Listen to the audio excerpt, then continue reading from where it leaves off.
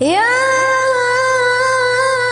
أيها الذين آمنوا اتقوا الله وقولوا قولا سديدا يصلح لكم أعمالكم ويغفر لكم ذنوبكم ومن يطع الله ورسوله فقد فاز فوزا عظيما. السلام علیکم ورحمۃ اللہ وبرکاتہ. الحمد للہ رب العالمین حمد الشاکرین والصلاة والسلام علی خیر البریۃ محمد وعلی آلہ الطیبین الطاہرین. لا الہ الا اللہ وحدہ لا شریک لہ لہ الملک ولہ الحمد وهو علی کل شیء قدیر. اما بعد فاعوذ باللہ السمیع العلیم من الشیطان الرجیم من ہمزہ ونفخہ ونفثہ. بسم اللہ الرحمن الرحیم. یا ایہا الذین آمنوا استعینوا بالصبر والصلاة ان اللہ مع الصابرین. سورہ بقرہ آیت 153 کی تلاوت کی گئی ہے. نداۃ الرحمن یعنی اللہ سبحانہ و تعالی نے خاص اہل ایمان سے جن آیتوں میں خطاب کیا، ترتیب کے اعتبار سے یہ آیت دوسرے نمبر پر آتی ہے. اللہ سبحانہ و تعالی نے اس آیت میں اہل ایمان یعنی مومنوں کو مدد مانگنے کے آداب سکھائے ہیں. اللہ نے کہا، اے ایمان والو، تم اللہ سبحانہ و تعالی سے مدد طلب کرو صبر اور نماز کے ذریعے، اور یہ جان لو کہ اللہ سبحانہ و تعالی صبر کرنے والوں کے ساتھ ہے. اس آیت میں اللہ سبحانہ و تعالی نے مدد کے لیے استعانت کے لفظ کا استعمال کیا. استعانہ کہتے ہیں مدد طلبی کو. اللہ نے اہل ایمان یعنی تمام تر مومنوں کو اس بات کا حکم دیا کہ جس طرح کی بھی مدد چاہیے وہ اللہ سبحانہ و تعالی سے طلب کیا کرے، اور یقیناً مدد اللہ ہی سے مانگی جانی چاہیے، اس لیے کہ اللہ سبحانہ و تعالی کے علاوہ کوئی اس بات پر قادر نہیں کہ کسی کو کچھ عطا کر سکے. اس لیے کہ ہر چیز کا خالق، مالک، مدبر، رب وہی ایک اکیلا اللہ سبحانہ و تعالی ہے. جو خالق و مالک و مدبر ہوتا ہے وہی اس بات کے لائق ہوتا ہے کہ بندے اس سے سوال کریں. استعانت یہ عظیم درجے کی عبادت ہے. ہر نماز میں ہم اللہ سبحانہ و تعالی سے استعانت طلب کرتے ہیں. کیسے کہ ایاک نعبد و ایاک نستعین. اے اللہ سبحانہ و تعالی ہم تیری ہی عبادت کرتے ہیں اور تجھ ہی سے استعانت کرتے ہیں یعنی مدد طلب کرتے ہیں. اللہ کے نبی علیہ السلام نے عبداللہ بن عباس رضی اللہ تعالیٰ عنہ سے کہا تھا کہ اذا استعنت فاستعن باللہ واذا سألت فاسأل اللہ واذا استعنت فاستعن باللہ. جب مانگو سوال کرو تو اللہ سبحانہ و تعالی سے سوال کرو، اور مدد طلب کرو تو صرف و صرف اللہ سبحانہ و تعالی ہی سے مدد طلب کرو. کیوں؟ اللہ کے نبی علیہ السلام نے کہا، وَاعْلَمْ ان الامہ لو اجتمعت على ان ينفعوك بشيء لم ينفعوك بشيء الا قد كتب الله لك ولو اجتمعوا على ان يضروك بشيء لم يضروك الا بشيء قد كتب الله عليك رفعت الاقلام وجفت الصحف.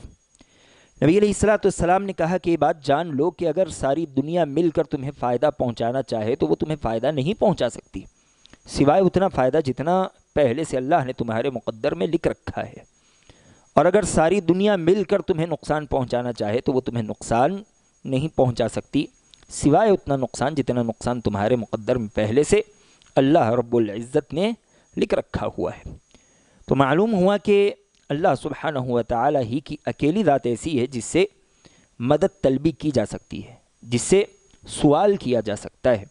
ہر طرح کا سوال، زندگی کا سوال، حالات کو بہتر بنانے کا سوال، بیماریوں کے دور کرنے کا سوال، بارش کا سوال، رزق کا سوال، اولاد کا سوال، بلکہ زندگی کے ہر مسئلے کا سوال اللہ کے نبی علیہ السلام نے صحابہ سے یہاں تک کہا کہ اگر تمہارے جوتے کا تسمہ بھی ٹوٹ جائے تو وہ تسمہ بھی تم اللہ کے علاوہ کسی اور سے طلب نہ کرنا. ہر چیز اللہ سبحانہ و تعالیٰ سے مانگنی چاہیے.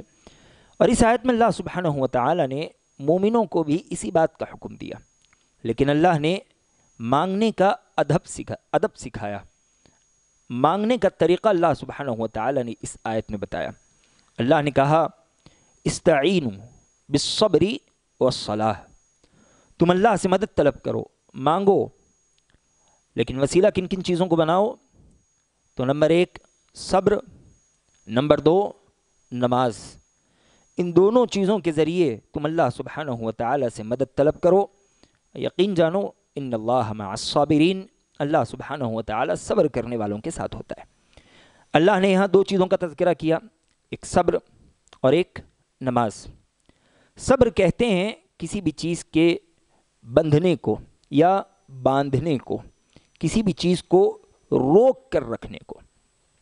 صبر میں آدمی خود کو واویلا کرنے سے، جلد بازی کرنے سے، ناشکری کرنے سے روک کر رکھتا ہے، اس لیے اسے صبر کہا جاتا ہے. بات کو ہم طول نہ دیتے ہوئے اختصار کے ساتھ بتائیں گے کہ صبر کی 3 شکلیں ہوتی ہیں. پہلی شکل ہے الصبر علی طاعت اللہ، اللہ سبحانہ و تعالیٰ کے نیکی کے کاموں پر صبر کرنا، اللہ کی اطاعت پر صبر کرنا. نیکی کے کاموں کے لیے صبر کی ضرورت ہوتی ہے. ہمارا جسم، ہمارا نفس، ہمارا جی چاہتا ہے کہ ہم آرام کریں، گھومیں پھریں یا جسم کو سکون پہنچائے. اللہ سبحانہ و تعالیٰ کہتا ہے کہ تم اللہ کے سامنے اللہ کی عبادت بجا لاؤ. تو اللہ کی عبادت کے لیے، اللہ کی فرما برداری کے لیے ہمیں خود کو باندھ کر رکھنا پڑتا ہے، بھاگنے سے، بے صبری سے. مثال کے طور پر ہم نے ابھی نماز تراویح ادا کی. یہ معمولی کام نہیں ہے کہ 1 گھنٹہ یا اس سے زائد آپ اللہ کے سامنے کھڑے رہے، اللہ سبحانہ و تعالیٰ کی عبادت میں لگے رہے. بہت سی آپ کی ضرورتیں تھیں، آپ نے ان ضرورتوں کو چھوڑ دیا، آپ آرام کرنا چاہتے تھے. صبح فجر سے بھوکے پیاسے ہیں، جسم بھی تھکا ہوا ہے، موسم بھی گرمی کا ہے، لیکن ان تمام چیزوں کو آپ نے برداشت کیا. کس لیے؟ کہ اللہ کی فرما برداری ہو. اسی طرح فجر کی نماز کا وقت ہوتا ہے، نیند کا غلبہ ہوتا ہے، لیکن آپ صبر کرتے ہو، مسجد حاضر ہو جاتے ہو. تمام نمازوں کا مسئلہ ہے. ہر عبادت میں آپ کو صبر کا مظاہرہ کرنا پڑتا ہے. اسے کہتے ہیں الصبر علی طاعت اللہ. یہ صبر کی پہلی قسم ہے. دوسری قسم ہے کہ گناہوں سے خود کو بچانے کے لیے صبر کرنا. نفس چاہتا ہے کہ آدمی ایسے کام کرے جو بڑے آسان ہوں اور اللہ کی نافرمانی والے ہوں. آدمی چاہتا ہے کہ اس کے پاس بآسانی دولت آ جائے. وہ رشوت کھانا چاہتا ہے لیکن نہیں کھاتا، صبر کرتا ہے، صرف حلال راستہ دیکھتا ہے. سود کھانا چاہتا ہے، نہیں کھاتا، صبر کرتا ہے، حلال راستہ دیکھتا ہے.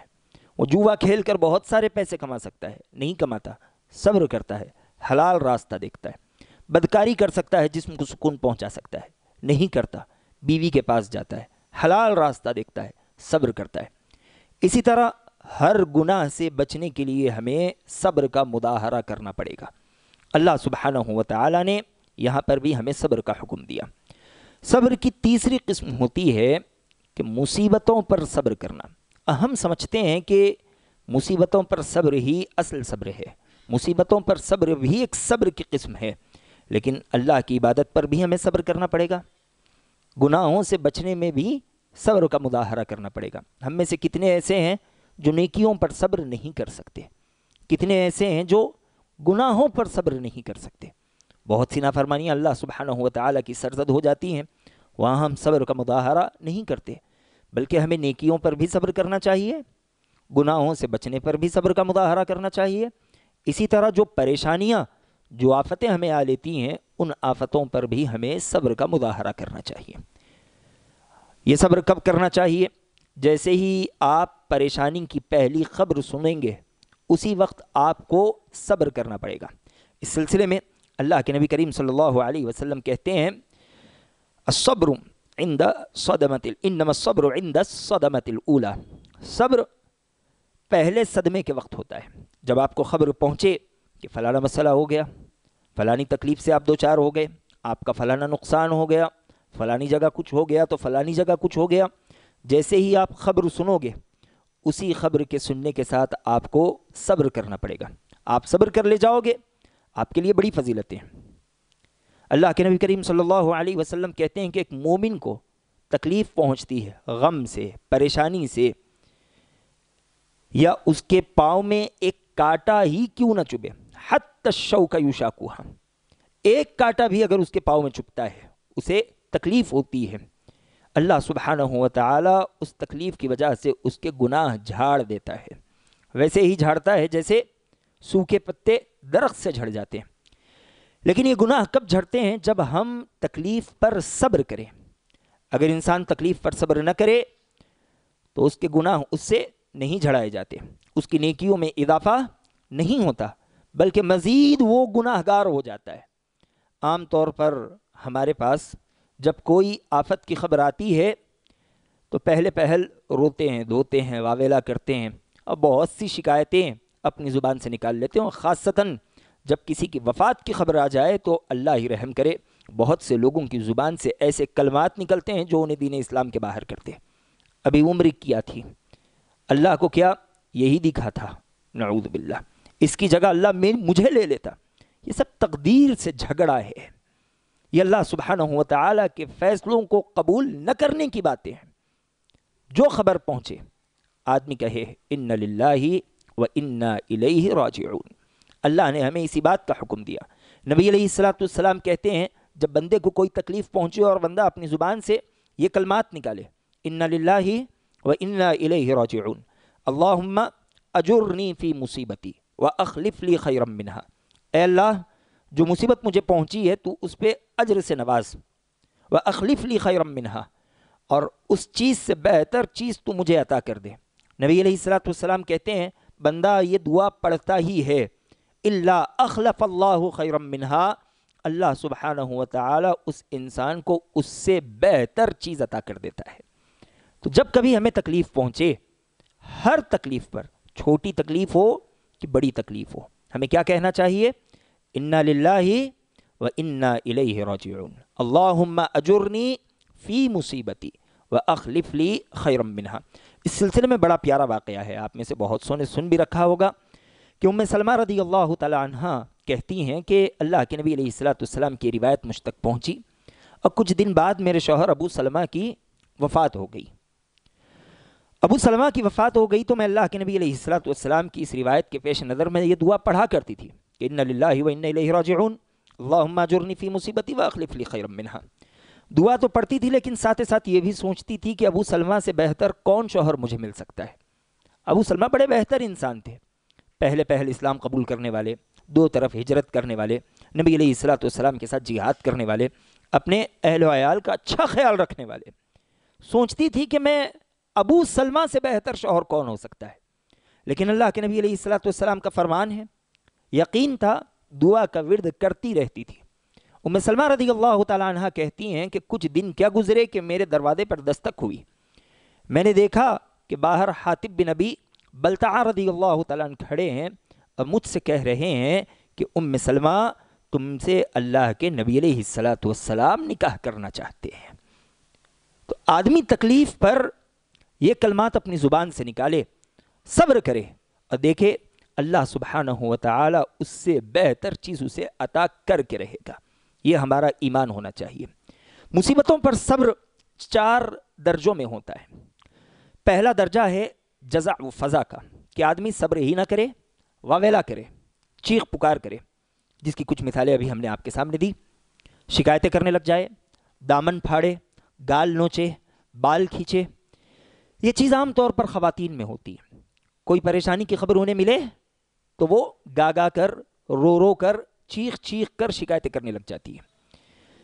یہ وہ درجہ ہے جس پر اللہ سبحانہ و تعالیٰ کا غضب نازل ہوگا.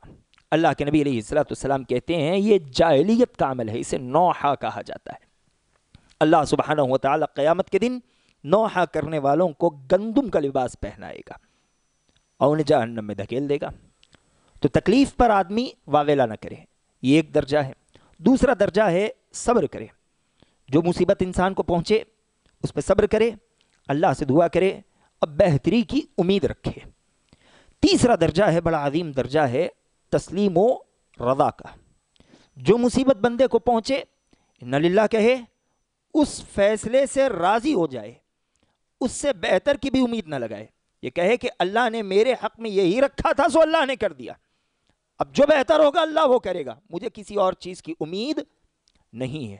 یہ صبر کا اونچا درجہ ہے۔ صبر کا چوتھا سب سے اونچا درجہ ہے کہ مصیبت پر آدمی اللہ کا شکر کرے۔ جو مصیبت بھی اللہ کی جانب سے بندے کو پہنچے اس پر کہے الحمدللہ، اللہ کا شکر ہے، الحمدللہ علی کل حال۔ جس حالت میں بھی اللہ سبحانہ و تعالی نے مجھے رکھا ہوا ہے وہ حالت بڑی عظیم ہے۔ قاضی شریح رحمہ اللہ علیہ کو جب کبھی کوئی تکلیف پہنچتی، آپ اس تکلیف پر اللہ سبحانہ و تعالی کا شکر بجا لاتے، شکر کے سجدے کرنے لگ جاتے، مزید اللہ کی تعریف کرتے۔ لوگوں کو یہ بات سمجھ نہیں آتی۔ لوگوں نے پوچھا کہ تکلیف پر بہت سے لوگ پریشان ہو جاتے ہیں اور تکلیف پر آپ اللہ سبحانہ و تعالی کا شکر بجا لاتے ہو، خوشی کا اظہار کرتے ہو، یہ بات ہمیں سمجھ نہیں آتی کہ آپ تکلیف پر شکر کیوں کرتے ہو، تکلیف پر خوشی کا اظہار کیوں کرتے ہو۔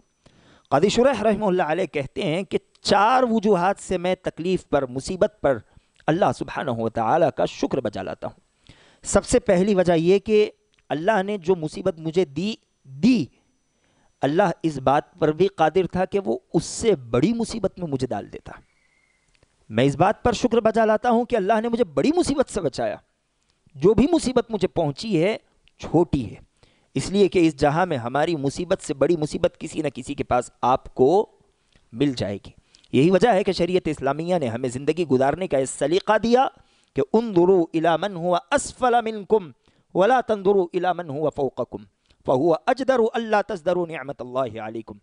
زندگی گزارنے کا سلیقہ یہ ہے، زندگی گزارو تو اس انداز سے گزارو کہ ہمیشہ اپنے سے نیچے لوگوں کو دیکھا کرو کہ اللہ نے مجھے جتنا دیا بہت دیا، سامنے والوں کو تو اللہ نے اتنا بھی نہیں دیا۔ اگر تم اپنے سے نیچے لوگوں کو دیکھ کر زندگی بسر کرو گے تو اللہ کا شکر بجا لا سکو گے، اور کبھی اپنے سے اونچے لوگوں کو دیکھ کر زندگی نہ گزارا کرو۔ اگر اپنے سے اونچوں کو دیکھ کر زندگی بسر کرو گے تو اللہ سبحانہ و تعالیٰ کی نافرمانی کرنے لگ جاؤ گے۔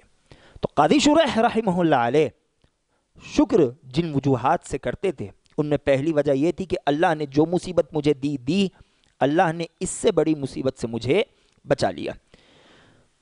دوسرا شکر آپ اس وجہ سے کرتے تھے کہ اللہ کا احسان ہے کہ مصیبت پر صبر کی مجھے توفیق مل رہی ہے، وگرنہ یہی مصیبت اس جہاں میں کئی لوگوں کو پہنچی ہے، انہوں نے صبر کا دامن چھوڑ دیا، انہوں نے اللہ سبحانہ و تعالیٰ کی ناشکری کی، اللہ کی نافرمانی کی، وہ اللہ کی شکایتوں میں لگ گئے۔ لیکن اللہ نے مجھے اس بات کی توفیق دی، اللہ نے مجھے اس بات کی ہدایت دی کہ میں تکلیف پر صبر کر سکوں، یہ بھی اللہ کا بڑا احسان ہے، یہ بھی اللہ سبحانہ و تعالیٰ کا شکر بجا لانے کا ایک بڑا سبب ہے۔ تیسرا سبب آپ کہتے ہیں کہ میں صبر کرتا ہوں اور ساتھ میں اللہ سبحانہ و تعالیٰ سے اس صبر پر ثواب کی امید رکھتا ہوں، اس پر بھی میں اللہ سبحانہ و تعالیٰ کا شکر بجا لاتا ہوں۔ اور چوتھی، آخری اور سب سے بڑی بات، آپ کہتے ہیں کہ میں اس بات پر اللہ سبحانہ و تعالیٰ کا شکر بجا لاتا ہوں کہ اللہ نے مجھے جو آزمایا، دنیاوی اعتبار سے آزمایا، جسمانی تکلیف، مالی تکلیف، رشتہ داروں کی تکلیف، دوست و احباب کے وفات کی تکلیف، مال کی کمی کی تکلیف، جو تکلیف ہو اللہ نے مجھے دنیاوی اعتبار سے آزمایا، یہ اللہ کا شکر ہے کہ اللہ نے میری دینی آزمائش نہیں کی۔ وگرنہ دین کی آزمائش کی بات آئے، آپ تاریخ اسلام کے اوراق پلٹ کر دیکھیے، آپ کو پتہ چلے گا کہ بڑے بڑے پہلوانوں کے پتے پانی ہو گئے، جو مساجد میں پہلی صف میں کھڑا کرتے تھے، جہاد میں جن کے ڈنکے بچا کرتے تھے، عبادتوں میں جن کے چرچے تھے، جب اللہ سبحانہ و تعالیٰ نے انہیں دینی آزمائش میں مبتلا کیا تو بہت سے لوگ ایسے ثابت ہوئے جنہوں نے دین سے باہر نکلنے کو پسند کیا، وہ دینی آزمائشوں میں ناکام ہو گئے۔ تو اللہ سبحانہ و تعالیٰ جب کبھی قاضی شریح رحمہ اللہ علیہ کو آزماتا، جب کبھی انہیں کسی مصیبت میں مبتلا کرتا، تو ان 4 وجوہات کی بنا پر وہ شکر کرتے۔ ہم میں سے بھی ہر انسان کو چاہیے کہ تکلیف پہنچے تو جو تکلیف پہنچے کہے الحمدللہ علی کل حال۔ جو تکلیف ہے اس لیے کہ اس جہاں میں بہت سے ایسے ہیں جو ہم سے بھی زیادہ تکلیفوں میں مبتلا ہے، اس کے باوجود اللہ نے انہیں صبر کی توفیق نہیں دی۔ اگر کسی کو دی تو وہ اس صبر پر ثواب کی نیت نہیں رکھتے۔ بہت سے لوگ صبر کرتے ہیں، ان کا صبر ریاکاری کا شکار ہوتا ہے۔ وہ صبر اس لیے کرتے ہیں کہ لوگ کہیں واقعی بڑا مضبوط آدمی ہے، بھائی واقعی بڑا صبر کرنے والا ہے۔ وہ صبر اللہ کے لیے نہیں کرتے، لوگوں کے دکھاوے کے لیے کرتے ہیں کہ دیکھو میرا قریبی بھی مر جائے تو میرے آنکھ سے ایک آنسو نہیں ٹپکتا، میرے نقصان بھی ہو جائے تب بھی میں ٹوٹنے والا انسان نہیں ہوں۔ صبر کرتے ہیں لیکن اس صبر پر اللہ سے ثواب کی امید انہیں نہیں ہوتی۔ تو مجھے اور آپ کو صبر بھی کرنا چاہیے اور صبر پر اللہ سبحانہ و تعالیٰ سے ثواب کی امید بھی رکھنی چاہیے، اور اس بات پر اللہ کا شکر بجا لانا چاہیے کہ اللہ نے جو آزمائش کی، دنیاوی آزمائش کی، اللہ سبحانہ و تعالیٰ نے دینی آزمائش سے ہماری حفاظت کی۔ صبر کے سلسلے میں 3 حدیثیں پڑھتے ہوئے اختصار کے ساتھ پھر ہم اپنی بات ختم کریں گے۔ اللہ کے نبی علیہ السلام کہتے ہیں کہ وَمَا اُعْطِيَ أَحْدٌ عَطَاءً خَيْرٌ وَأَوْسَعَ مِنَ الصَّبْرِ، کہ اللہ سبحانہ و تعالیٰ نے کسی بھی بندے کو صبر سے بڑی کوئی اور نعمت سے نہیں نوازا۔ اس دنیا میں بندوں کے لیے جو سب سے بہترین نعمت ہو سکتی ہے وہ صبر کی شکل میں اللہ سبحانہ و تعالیٰ نے بندوں کے درمیان دی۔ اب جو بندہ اس نعمت سے خود کو مالا مال کر لے وہ اللہ سبحانہ و تعالیٰ کی عظیم نعمتوں سے مالا مال ہونے والا ہے۔ دوسری حدیث اللہ کے نبی کریم صلی اللہ علیہ وسلم کہتے ہیں عجبا لامر المؤمن ان امرہ کلہ خیر ولیس ذلک لأحد الا للمؤمن ان اصابته سراء شکر فکان خیر لہ وان اصابته ضراء صبر فکان خیر لہ۔ نبی علیہ السلام کہتے ہیں کہ مومن کا معاملہ بڑا عجیب ہے، بڑا عجیب، اور یہ معاملہ مومن کے علاوہ کسی اور کے ساتھ نہیں ہوتا۔ اسے کوئی خوشی پہنچتی ہے وہ اللہ کا شکر بجا لاتا ہے، شکر کرنے کی وجہ سے اللہ سبحانہ و تعالیٰ اسے اجر سے، ثواب سے نواز دیتا ہے، یہ معاملہ اس کے لیے بہتر ہو جاتا ہے۔ اور اگر اسے کوئی تکلیف پہنچے وہ صبر کرتا ہے، صبر کرتا ہے، اللہ سبحانہ و تعالیٰ اس صبر کی وجہ سے اسے اجر سے نواز دیتا ہے، یہ معاملہ بھی اس کے لیے بہتر ہو جاتا ہے۔ مومن ہر 2 حالتوں میں اللہ سبحانہ و تعالیٰ کے فیصلوں سے راضی ہوتا ہے، شکر کرنے والا ہوتا ہے، صبر کرنے والا ہوتا ہے، ہر حالت میں ثواب اکٹھا کرنے والا ہوتا ہے۔ عام طور پر میں ایک سوال کرتا ہوں، وہی سوال آج بھی آپ لوگوں سے کروں گا، چلیے واویلا کر لیتے ہیں، تکلیف پر واویلا کر لیتے ہیں، نوحہ کر لیتے ہیں، بڑی شکایتیں کر لیتے ہیں، لیکن اس واویلے سے ہم کیا حاصل کر لیں گے؟ جو تکلیف، جو مصیبت ہمیں پہنچی ہے، کیا چیخ پکار کرنے کی وجہ سے، اللہ سے شکایتیں کرنے کی وجہ سے کیا وہ تکلیف ہم سے دور ہو جائے گی؟ کبھی نہیں۔ جو آنے والی تکلیفیں ہیں کیا وہ تکلیفیں ہم سے دور ہو جائیں گی؟ وہ بھی نہیں۔ پھر واویلا کرنے کا سبب کیا ہے؟ فائدہ کیا ہے؟ کوئی فائدہ سامنے ہو تو آدمی کرے، اس کے بالمقابل اللہ سبحانہ و تعالیٰ نے صبر کی راہ دکھائی ہوئی ہے۔ صبر کرو ثواب ملے گا، صبر کرو، جو چیز گئی ہے اللہ اس سے بہتر چیز تمہیں عطا کرے گا۔ یہ تجربے کی باتیں ہیں، صرف زبانی باتیں نہیں ہیں، تو ہمیں صبر کرنا چاہیے۔ اللہ نے اسی بات کا حکم دیا، یا ایھا الذین آمنوا استعینوا بالصبر، اے ایمان والو صبر کے ذریعے اللہ سبحانہ و تعالیٰ سے مدد طلب کرو۔ پریشان ہو کوئی مسئلہ نہیں ہے، صبر کرو، صبر کرو، اللہ سبحانہ و تعالیٰ اس صبر کی وجہ سے تمہاری مدد کرے گا۔ دوسری وجہ اللہ نے بتائی، نماز کے ذریعے سے اللہ سبحانہ و تعالیٰ کی مدد طلب کرو۔ یہ دونوں چیزیں ایمان کے ساتھ لازم و ملزوم ہیں۔ ایک آدمی مومن ہے وہ صبر کرنے والا ہوگا، آدمی مومن ہے وہ نماز پڑھنے والا ہوگا۔ ایک آدمی ایمان کا دعویٰ کرے صبر نہ کرے، ایمان کا دعویٰ کرے نماز نہ پڑھے، تو ہمیں سمجھ لینا چاہیے کہ اس کا دعویٰ کھوکھلا ہے، وہ صرف زبانی دعویٰ کرنے والا انسان ہے، حقیقت میں اس انسان کے دل میں اس کا ایمان موجود نہیں ہے۔ نماز یہ مومن کا ہتھیار ہے۔ اللہ کے نبی کریم صلی اللہ علیہ وسلم پریشان ہوتے نماز کی طرف آگے بڑھتے، بے چین ہوتے نماز کے لیے آگے بڑھتے۔ بلال رضی اللہ تعالیٰ عنہ سے آپ کہتے، یا بلال ارحنا بالصلاۃ، بلال نماز کے ذریعے ہمیں سکون پہنچاؤ۔ نبی علیہ السلام نے کہا وجعلت قرۃ عینی فی الصلاۃ، میری آنکھوں کی ٹھنڈک نماز میں رکھی گئی ہے، مجھے جہاں بے چینی ہو میں نماز پڑھتا ہوں، اللہ اس نماز کی وجہ سے سکون عطا کرتا ہے۔ اب دیکھیں جنگ بدر میں اللہ کے نبی کریم صلی اللہ علیہ وسلم میدان بدر میں ہیں، آپ کے ساتھی 313 یا 315 یا 317، 313 معروف ہیں۔ حالت کیا ہے؟ کسی کے پاس تلوار ہے تو ڈھال نہیں، کمان ہے تو چھوڑنے کے لیے تیر نہیں، ایک گھوڑا، صرف 70 اونٹ۔ آپ کا مقابلہ کس سے ہے؟ مکہ کے ایک لشکر جرار سے، جس میں 1000 سے زائد سپاہی ہے، سبوں کے پاس زرہیں ہیں، ہتھیار ہیں، تیر ہیں، کمان ہیں۔ ان کے پاس معاملہ یہ ہے کہ وہ تو ہر روز 10 اونٹ کاٹ رہے ہیں کھانے کے لیے۔ ایسوں سے اللہ کے نبی علیہ السلام کا مقابلہ۔ اور یہاں دیکھیں نبی علیہ السلام تیاری کیسی کر رہے ہیں۔ اللہ کے نبی علیہ السلام چھپر میں ہیں، ساری رات آپ اللہ سبحانہ و تعالیٰ کے حضور نماز ادا کر رہے ہیں، دعائیں کر رہے ہیں۔ صرف نبی علیہ السلام نہیں بلکہ سارے صحابہ اکرام رضوان اللہ تعالیٰ علیہ مجمعین بدر کی رات اللہ کے حضور نماز ادا کرتے رہے، دعا کرتے رہے۔ نتیجہ کیا نکلا کہ اللہ نے اس بدر کو بدر کبریٰ بنا دیا، اللہ نے اس جنگ کو فرقان بنا دیا، حق و باطل کے درمیان قیامت تک کے لیے اللہ سبحانہ و تعالیٰ نے اس جنگ کو فیصلہ کن بنا دیا۔ ایسی فتح اللہ سبحانہ و تعالیٰ نے مسلمانوں کو دی کہ اس کے بعد اطراف کے جتنے کفار تھے، جن کی ہیبت تھی، وہ مسلمانوں سے کانپنے لگے، ان کا رعب، ان کا دبدبہ ٹوٹ گیا۔ اللہ سبحانہ و تعالیٰ نے نماز کے ذریعے مسلمانوں کی مدد کی۔ اور مدد بھی کیسی؟ پہلے اللہ نے کہا 1000 فرشتوں سے ہم تمہاری مدد کریں گے، پھر اللہ نے کہا کہ 3000 سے کریں گے، پھر اللہ نے کہا کہ 5000 فرشتوں سے ہم تمہاری مدد کریں گے۔ شیطان جو کفار کے ساتھ آیا ہوا تھا، میدان میں اچانک نظر ڈالتا ہے اور پلٹ کر بھاگنے لگتا ہے۔ ابو جہل نے کہا کہ تمہیں نے تو ہمیں میدان میں لایا تھا، تم کہاں جا رہے ہو؟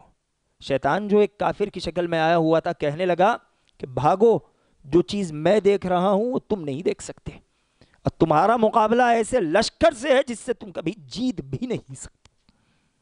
یہ مدد کیسے ملی؟ نماز کے ذریعے۔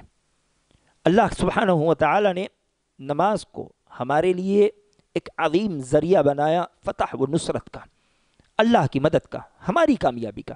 بلکہ نبی علیہ السلام نے کہا الصلاۃ نور، نماز نور ہے، تم نماز پڑھو، اللہ سبحانہ و تعالی تمہاری آسانیوں کی راہیں تمہارے سامنے ہموار کر دے گا۔ تو اللہ سبحانہ و تعالی نے اس آیت میں مومنوں کو اس سے مدد طلب کرنے کا حکم دیا، اور اللہ سبحانہ و تعالی نے یہ فلسفہ بتایا کہ مدد تم کیسے طلب کرو گے؟ تو صبر کرتے ہوئے، نماز ادا کرتے ہوئے مدد طلب کرو گے۔ اور آپ تجربہ کر کے دیکھیں، آپ چاہے جیسی تکلیف میں پڑ جائیں، آپ کچھ نہ کریں، خالی جگہ دیکھیں، پورے اخلاص کے ساتھ 2 رکعت نماز دل جمعی کے ساتھ پڑھے، اللہ کے سامنے روئے، گڑ گڑائے، آپ دیکھیں آپ کے اٹھنے سے پہلے آپ کے کاندھے ہلکے ہو جائیں گے، وقت کے زیادہ گزرنے سے پہلے آپ کا معاملہ حل ہو جائے گا۔ اللہ سبحانہ و تعالی ایسی جگہ سے آپ کی راہ کھولے گا، آپ کے دروازے کھولے گا جہاں سے آپ کا وہم و گمان بھی نہیں ہوگا۔ الغرض یہ آیت ہمارے لیے بڑی رہنمائیاں دیتی ہے، اور یہ آیت ہماری اخلاقی تربیت بھی کرتی ہے۔ صبر کا مطلب صرف تکلیفوں پر برداشت کرنا نہیں ہے، صبر کا مطلب ہے کہ آپ غصہ بھی قابو میں رکھیے، جلد بازی سے فیصلہ بھی مت کیجیے، لوگوں کے درمیان غلط رویہ مت رکھیے، یہ بھی صبر ہے۔ آپ کی اخلاقی تربیت اس ناحیے سے بھی ہوتی ہے، آپ صبر کرو گے معاشرے میں تعلقات بہتر ہو جائیں گے۔ اللہ سبحانہ و تعالی اخلاقی تربیت کرتا ہے۔ اسی طرح صبر اور نماز ہمیں استقامت نصیب کرتے ہیں، اور جو لوگ صبر نہیں کرتے، نماز کی پابندی نہیں کرتے، آپ دیکھیے وہ مستقل مزاج بھی نہیں ہوتے، ان کا مزاج گھڑی میں ماشا گھڑی میں تولے والا ہوتا ہے، ابھی عزم کریں گے، کر دیں گے، پہاڑ توڑ دیں گے، آدھے گھنٹے بعد دیکھو وہ پریشان پھر بیٹھے رہیں گے۔ اور جو صبر و نماز سے اللہ کی مدد طلب کرنے والے ہوتے ہیں، ظاہری طور پر گرچہ ان کے پاس آپ کو بڑے وسائل نہ بھی نظر آئے، لیکن ایک وقت آپ دیکھو گے کہ اللہ سبحانہ و تعالی نے ان سے بڑے کام لیے، وہ ایسی استقامت کا مظاہرہ کرنے والے ہوں گے کہ وہ لوگوں کے لیے مثال بن جائیں گے۔ تو صبر اور نماز ہمیں استقامت دیتی ہے، ثابت قدمی دیتی ہے، مستقل مزاجی نصیب کرتی ہے۔ اسی طرح اس سے اللہ کا تعلق بھی مضبوط ہوتا ہے، ہم جتنا صبر کریں گے اللہ پر اتنا ہی ایمان ہوگا کہ اللہ کا ہر فیصلہ راضی ہے، قبول ہے، اللہ اس سے بہتر دے گا، اللہ پر ایمان بڑھے گا۔ جس قدر ہم نماز سے اپنے آپ کو جوڑیں گے اللہ سبحانہ و تعالیٰ اسی قدر ہم سے جڑے گا۔ اللہ نے کیا کہا کہ ایک بندہ نفل نمازوں کے ذریعے میرا تقرب حاصل کرنا چاہتا ہے، حتیٰ احبہ، یہاں تک کہ میں اس سے محبت کرنے لگ جاتا ہوں۔ فَإِذَا أَحْبَبْتُهُ كُنْتُ سَمْعَهُ الَّذِي يَسْمَعُ بِهِ وَبَصَرَهُ الَّذِي يُبْصِرُ بِهِ وَيَدَهُ الَّتِي يَبْطِشُ بِهَا وَرِجْلَهُ الَّتِي يَمْشِي بِهَا۔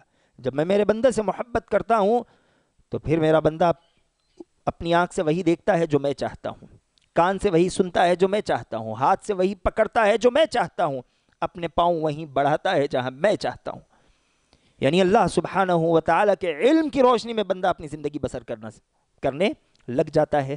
اسی طرح اس آیت سے ایک بڑا فائدہ ہمیں یہ بھی ملتا ہے کہ صبر اور نماز انسان کے لیے جسمانی کے ساتھ ساتھ روحانی سکون کا بھی ایک بڑا ذریعہ ہے۔ الغرض یہ آیت ہمارے لیے بڑی رہنمائیاں رکھتی ہے، خاصتاً اہل ایمان کے لیے تو اس آیت میں بڑے فائدے، بڑے دروس ہیں۔ ہمیں اسی طرح اللہ سبحانہ و تعالیٰ کی ان تمام نداءات، یعنی اہل ایمان کو جو اللہ نے پکارے لگائی ہیں، ان آیتوں کا علم حاصل کرنا چاہیے، کیونکہ ہر آیت میں اللہ نے اپنے مومن بندے کو کسی نہ کسی خاص بات کا حکم دیا یا کسی نہ کسی بڑے نقصان سے بچایا ہے۔ باقی جو باتیں ہوں گی انشاءاللہ آئندہ دروس میں بیان کی جائیں گی۔ دعا ہے کہ اللہ العالمین جو باتیں کہی گئی ہیں سمجھتے ہوئے اس پر عمل کرنے والا بنا، آمین۔ سبحانک اللہم وبحمدک اشہد ان لا الہ الا انت استغفرک واتوب الیک، وآخر دعوانا الحمد للہ رب العالمین، والسلام علیکم ورحمۃ اللہ وبرکاتہ۔